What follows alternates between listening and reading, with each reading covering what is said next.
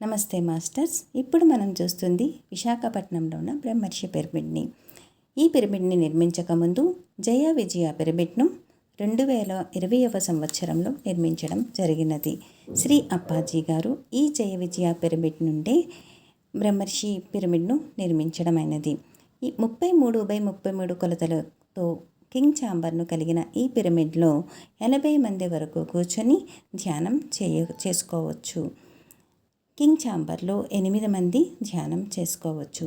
ఈ పిరమిడ్లో ప్రతి ఆదివారం ఏక్తా ధ్యానం, ప్రతి గురువారం మౌన ధ్యానం, పౌర్ణమి రోజులలో సామూహిక ధ్యానం, సత్సంగం నిర్వహించడం జరుగుతుంది.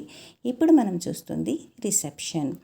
అదేవిధంగా ఈ ప్రాంగణంలో బుక్ స్టాల్ని కూడా ఏర్పాటు చేయడం జరిగింది. ఇక్కడ వివిధ సైజులలో పిరమిడ్లతో పాటు అనేక పుస్తకాలు అందుబాటులో ఏర్పాటు చేశారు. ఇక్కడ ఒక గెస్ట్ రూమ్ని కూడా నిర్మించడం జరిగింది. ఏసీ సదుపాయంతో కూడిన ఈ గెస్ట్ రూమ్లో ఎవరైనా వచ్చి స్టే చేయవచ్చు. ఇప్పుడు మనం సరస్వతి ప్రాంగణంలోకి అడుగు పెట్టబోతున్నాం. ఇది మొదటి ఫ్లోర్లో ఉంది. ఈ సరస్వతి ప్రాంగణంలో సుమారు 120 మంది కూర్చొని ధ్యానం చేయవచ్చు. ఈ సభా ప్రాంగణంలో 2 days వర్క్షాప్స్, పౌర్ణమి ధ్యానాలు నిర్వహించడం జరుగుతుంది. ఇప్పుడు మనం చూస్తున్నాం అన్నదానం జరిగే ప్రదేశాన్ని.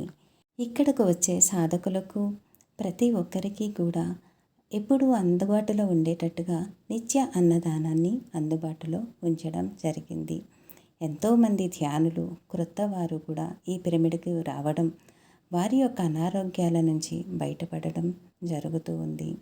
కాబట్టి ప్రతి ఒక్కరూ ఈ సదావకాశాన్ని వినియోగించుకోవాలని ఆశిస్తున్నాం.